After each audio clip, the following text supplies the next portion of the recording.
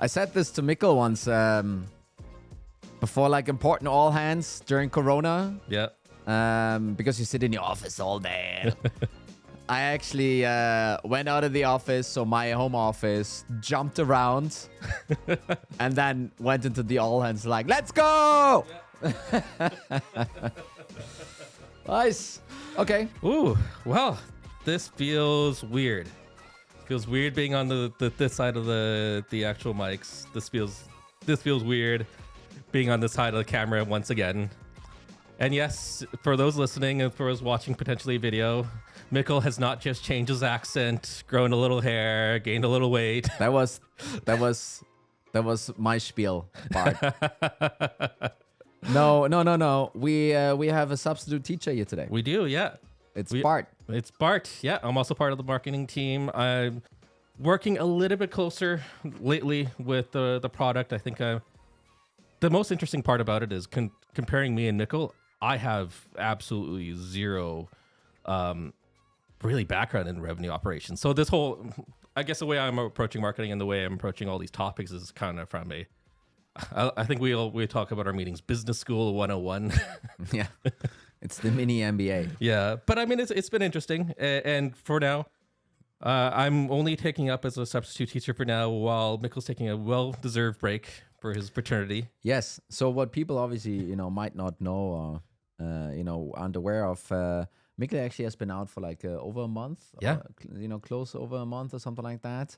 Got his third wonderful child. Mm-hmm. Everyone is happy. Everyone is healthy. Everything is good.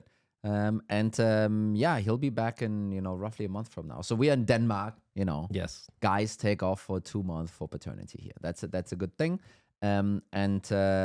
We've been working hard to make sure that the podcast and the show here is continuing seamlessly. Yeah. So the nice thing about it is, if you actually really do hate the sound of my voice, don't worry. I'll be replaced eventually. But if you do like the sound of my voice, eventually we'll actually start introducing a couple more shows here and Let's there. go. So maybe you'll hear me a little bit more. But today, let's talk about let's talk a little bit about the actual purchasing journey of a customer. I think before we actually start, we had a pre-production meeting when we were actually just kind of discussing some potential topics on this. And one of the interesting things is Tony gave me this imaginary credit card, told me to go to a random B2B SaaS. Marketo. We chose Marketo in this case. It could be anyone, but you'll see. And he told me, okay, you gave me the challenge, just buy this product. Easy, right?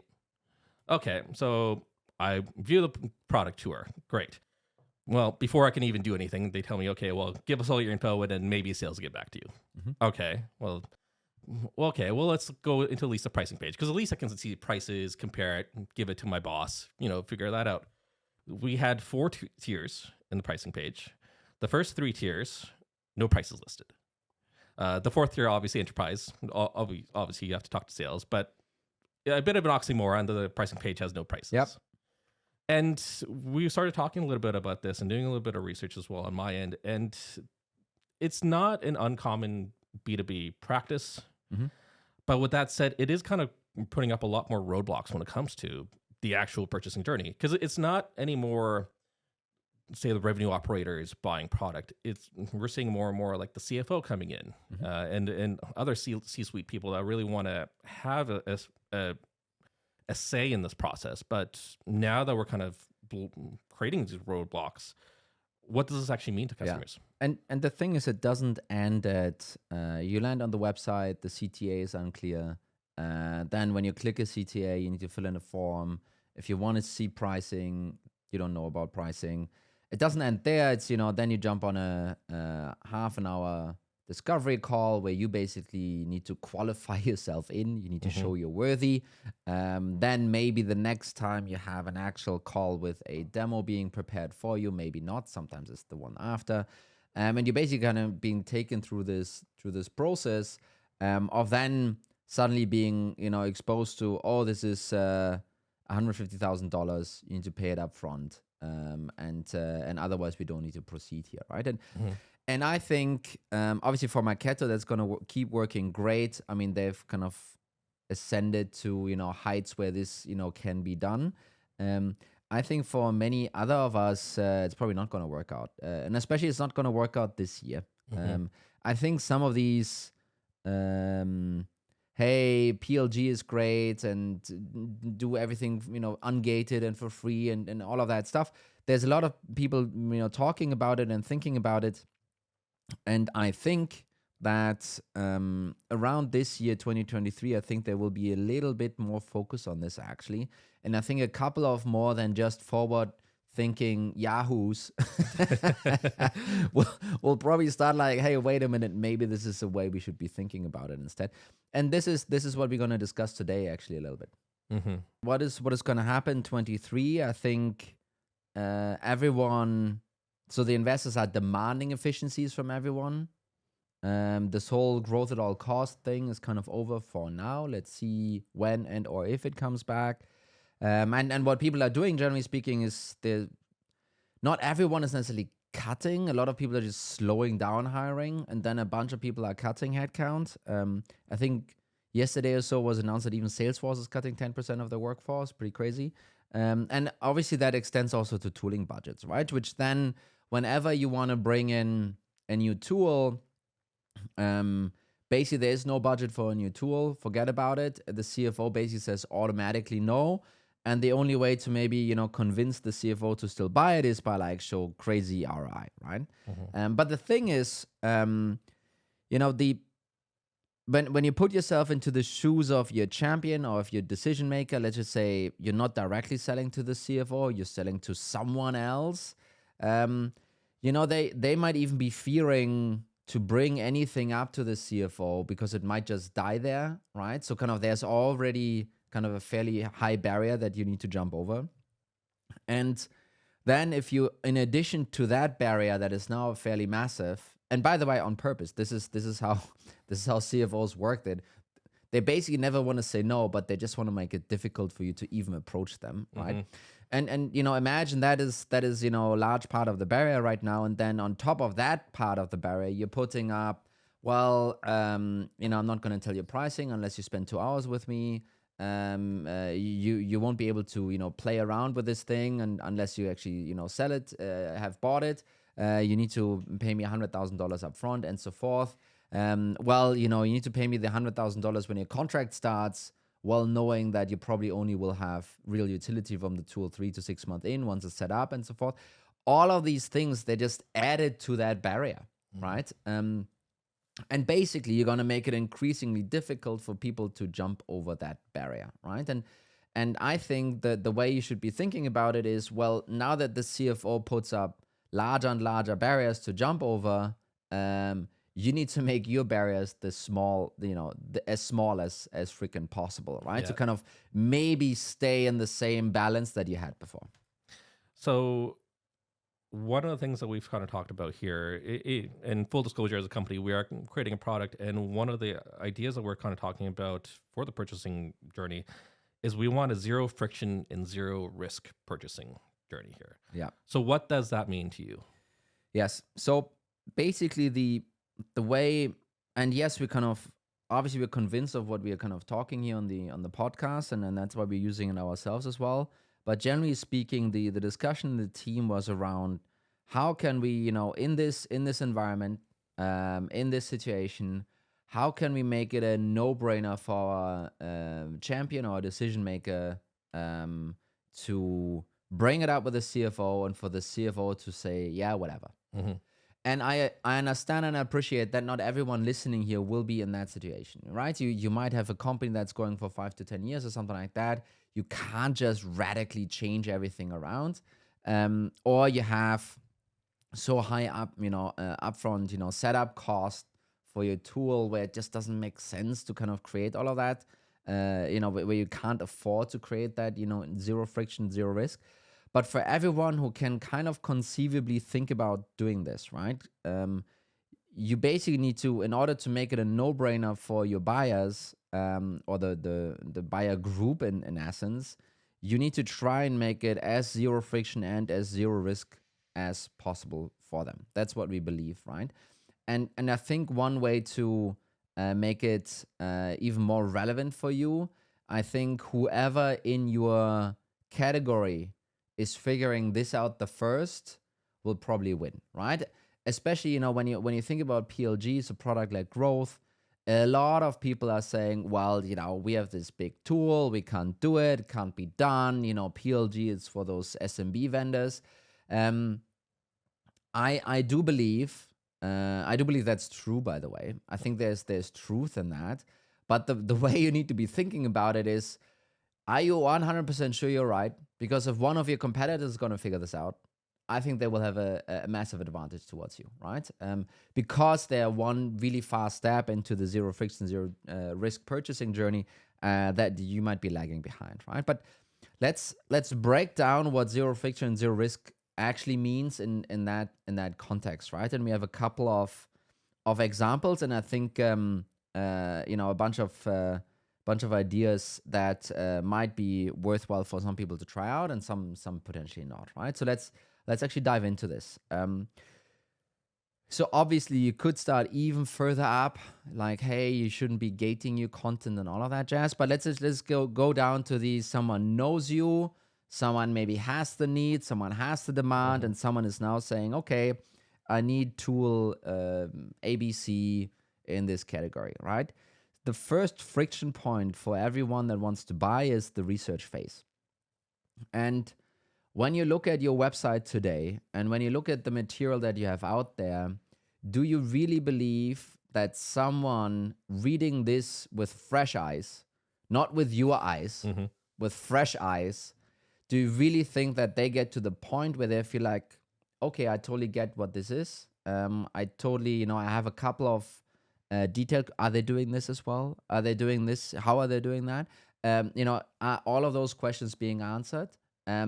And if the answer is no, you're basically creating, barriers to research your product, right? To even get to the phase of like, okay, now I'm convinced enough, maybe to take that call or to take the next step, to watch a 10-minute video, to do something else.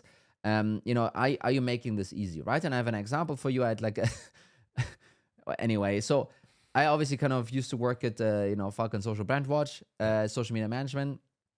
And, obviously as one of an employee there, I want to kind of buy their product because we maybe need this for our social media audience and so forth.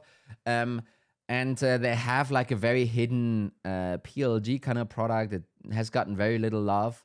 And I basically am like, okay, can they do that specific thing over there? And I don't know. There's no way to find this out on the brandwatch.com website right now. I had to kind of, ask my good friend that, back then when I left was VP of sales. Now he's EVP of sales, managing $80 million in new sales every year. I mean, I had to ask this guy, are you doing this one feature there? Yeah. And he actually also didn't know, funny enough. But the thing is, then I went to the competitor Sprout, and see there is, I could answer that question immediately. So for me, that barrier for Sprout was much, much lower right now. Yeah. And now it could progress to like, okay, do I think that the price is too high? Or, what do I think about that, right? And really creating that. And how do you create that? Well, a solid copy on your, non-BS copy on your website, actually describing what you do, maybe videos showing what you do.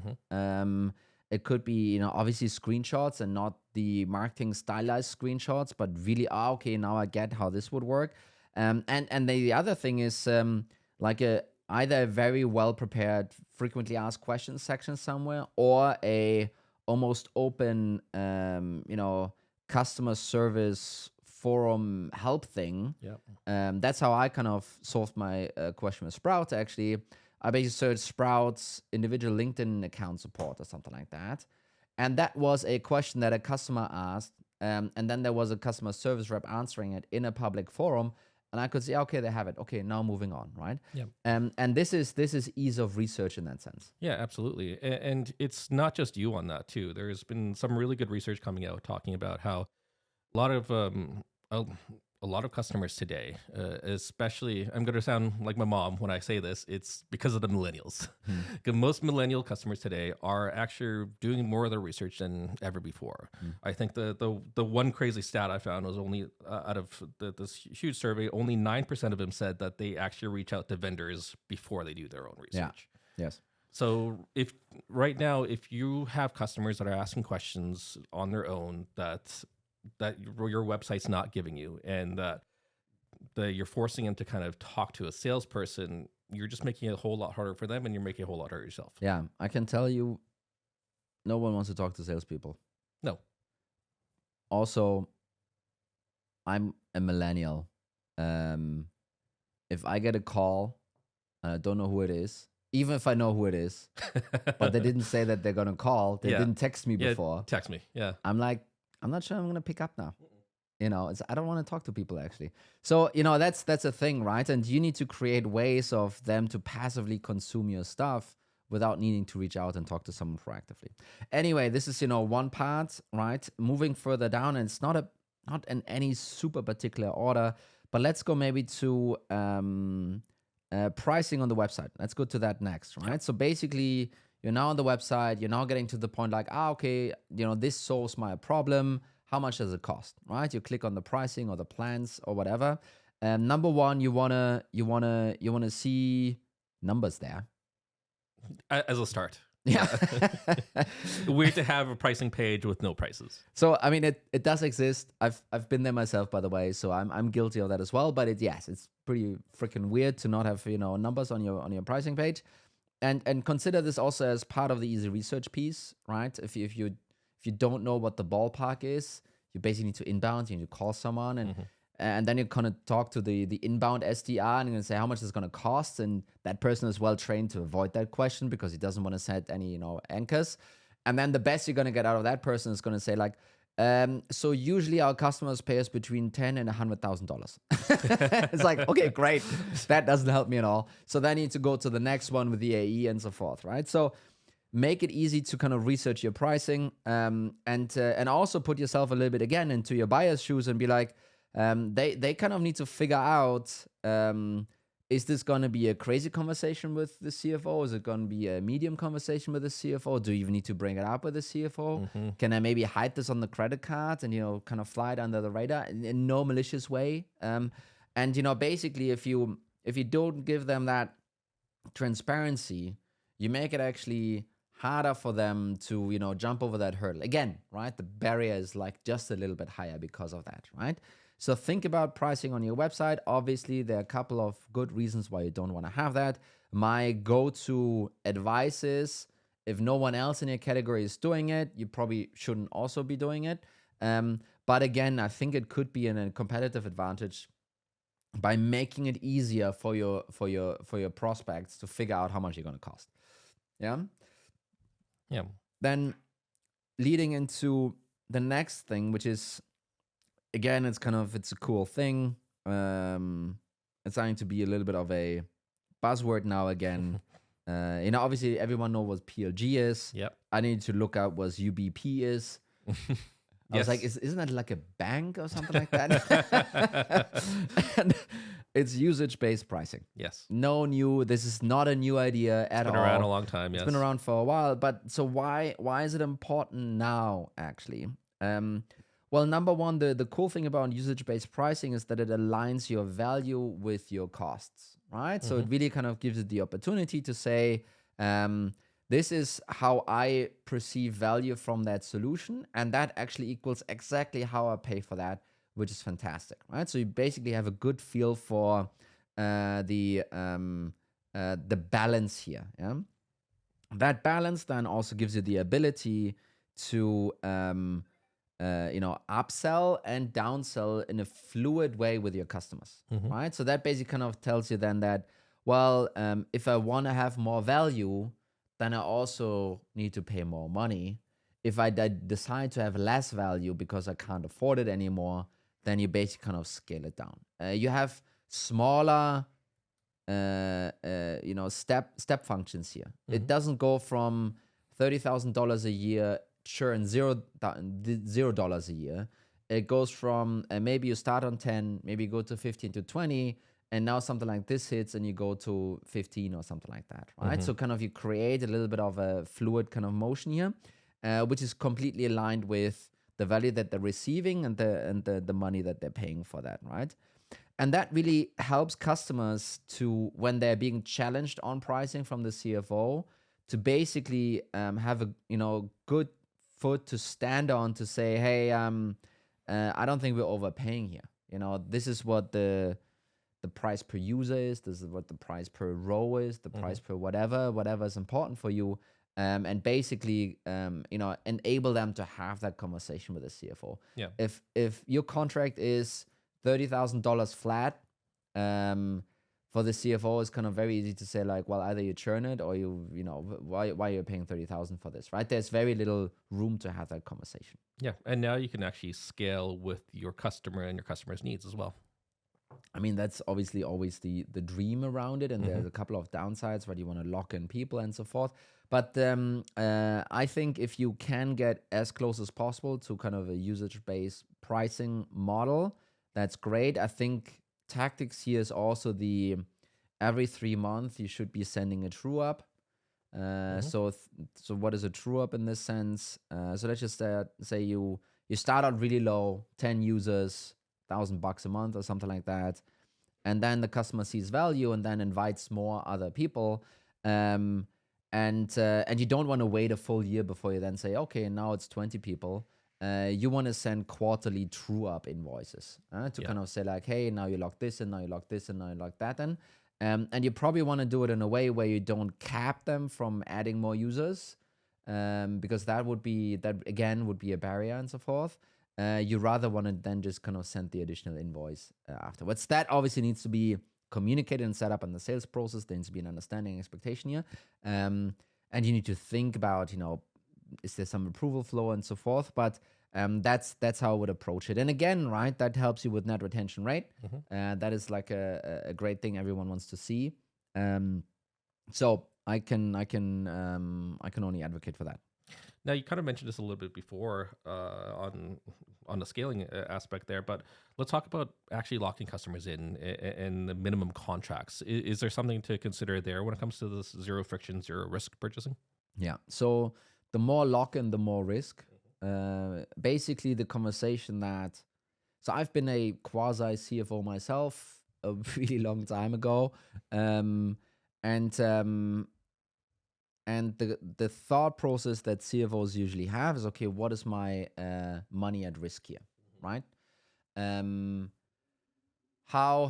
What if this goes south? What do I need to consider here, right? And if you tell someone that minimum contract length is 12 months, and minimum MRR is 2 or 2.5 or 5K or whatever, then the risk here is immediately, what is that, 24, 30, 60,000 euros.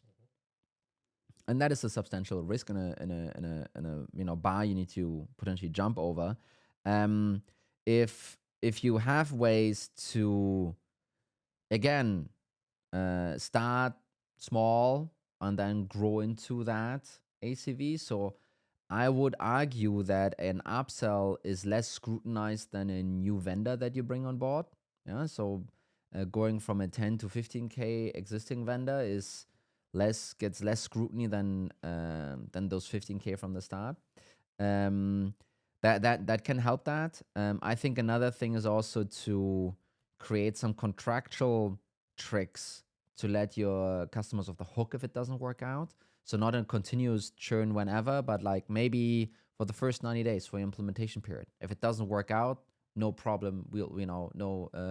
No cost incurred. So basically kind of you and empower and enable your champion and decision maker to have the conversation with the CFO and, display less and less risk here, right?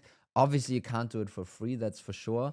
But basically kind of make it, try and work through some of those perceived and actual risk barriers that the CFO might have and enable your champion, your decision maker, or if you can be on the call yourself, to battle some of those things.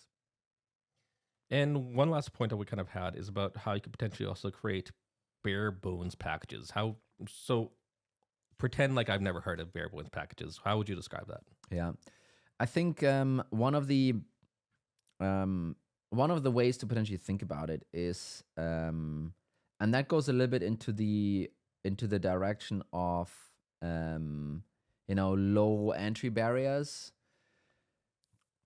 Try and put something on, let's just say you have it on your website. Let's just say you have usage-based pricing. And try and, put something forward that is the lowest minimum package that you could perceive, right? And maybe that only enables your lowest customer to be successful. So one package should create a successful setup. If you need an add-on on a package to even get started, then that's just not a package. So figure out if you can create something like that, which is then maybe what some of those customers can latch onto and jump on and say, hey, let's start with this here, dear CFO, and let's see where this goes later on, right? And basically, if you don't have it already, just consider doing that. And again, all of these things will create some kind of friction with your existing customers and blah, blah, blah. And there needs to be a lot of thought, and can't just be kind of this, hey, let's reduce the number here on the website. There needs to be quite some thought also going into this, right? And I think, now that we're all the way down in the funnel here, I think the last bit really is, and I would say it was probably the SaaS buzzword of the year of 22 was PLG. And I think it does surface here again as well. And for good reason, I feel. So if you think about it, opening up your product, for users to jump into and to try out. One, it's part of your research efforts. So all the copy, all the videos, all the stuff, if someone is convinced at that point to jump in and try it out, actually trying the software will always be the more insightful research you can do. So that is a biggie. And then obviously giving your users and customers maybe the opportunity to buy something without needing to talk to someone. Yeah. I think I think people underestimate how disliked it is to talk to salespeople. And if your customers have the opportunity to get around that, you should try and give them that opportunity. If they are motivated enough because they have, they understand that this is the solution, they just can't figure this one step out and then raise their hand and want some help, then that's a different conversation. And I think this is where then the sales assist kicks in, right? And now when you think about it, the sales assist in this case helps you to, basically shorten down some of your sales cycles for the sales part, because the product has been doing so much heavy lifting already. Sales comes in and now converts it in the end, right? So lots of this is, in a nutshell, and maybe kind of do a nicer framework around this. In a nutshell, that's what we are thinking about when we talk about zero friction, zero risk purchasing journey. And I think this is what will be necessary this year in order to get deals moving. Yeah, and I think there's a lot of really interesting and good practical advice in there, but I don't think it's as easy as saying, okay, let's just implement this stuff. We're golden. Everything will be great. Let's talk about some of the pressures that the internal company is going to be facing by actually putting some of the stuff out. Yeah. So many of these things that I just mentioned, they touch upon different parts of the organization, not only between marketing and sales and CS, but even finance and so forth, right? Who could be better suited to, solve and work on some of those pains? Well, it's obviously revenue operations from my perspective. And, I'll give you a couple of examples here, right? So if you are doing PLG, usage-based pricing, some of these things, I can tell you right now, if you don't have it in place right now, if you want to do it, maybe this year, it will put immense pressure on your internal systems. Having all of this stitched together from the website to your credit card provider to your CRM to your product, that's a bunch of work, like a bunch of work. And all of this needs to work together, and that will usually be a revenue operations task to kind of stitch it together and figure this out. You will have to have pretty strong, I call it ironclad pricing on your website. That is usually something, in some companies I've seen RevOps lead this even. I think it's more of an assist kind of role for RevOps. Should probably be owned by pro marketing, maybe even by the CEO sometimes, depending on the size of the organization. But basically, the tricky bit here is you need to align what marketing thinks, what product thinks, and what sales thinks. And if you have been sales set before, putting pricing on the website, usually very scary, lots of friction, lots of no's from your sales team. And all of these things kind of, they will, not only take time and kind of, require lots of, process thought and system thought. But basically that's what revenue operations probably is going to come in and kind of be able to help you with the most in that case, right? So it's, I think from the menu that we just went through, I think many companies will struggle to do all of these things. Even in alignment with their strategy, that might not work. I think this is a menu where you maybe can pick and choose, and I think implement some of these things. I think RevOps can help with most and or all of them. But generally speaking, I think obviously this is not a process that revenue ops can lead. I think this needs to be a decision from somewhere higher up to say like, hey, we want to do zero friction, zero risk here for our customers or the purchasing journey as much as possible. Here's a laundry list of things that we could do. How would we do them and when would we execute them? That is zero risk, zero friction purchasing, all in a nutshell. I'm sure there's a lot more details you could potentially talk about into setting something like this up. But like, I think as a final question is, when should you be thinking about this as a company? Should it, if you're, I guess, is this something you should be considering when you're first starting up the company before you even have the product kind of out the door? Or is it something that any company at any stage in their ARR could think about? I think the bigger you are, the more difficult it's going to be. So I think this is going to be actually an advantage for younger organizations to react to 23 and the pressures there. I think it's not impossible though, regardless where you are. And I think this is just a natural process of how the market moves and the tectonic plates shift that you as an organization need to adapt to. And I think you should seriously think about implementing some of these things in order to make it easier for you being bought. Yeah. and I think that's not a wild proposal to put forward, regardless of your size, honestly. Yeah. Yeah, well, that's been some really great advice. I think we're kind of running out of time here. So thanks again for listening to us ramble a little bit more about this whole idea. And again, this is something that we're talking about as a company, and we're taking this really seriously. Yep. And I think going to 2023, when we're looking at all the challenges ahead, I think that you need to have as little barriers to that funnel as possible. And pricing is a huge step. Absolutely. Yeah. Well, Thank you, Bart. Thanks again for having me. I'll see you guys again next week, and hopefully we'll do some more of these. Have a good one. Bye-bye.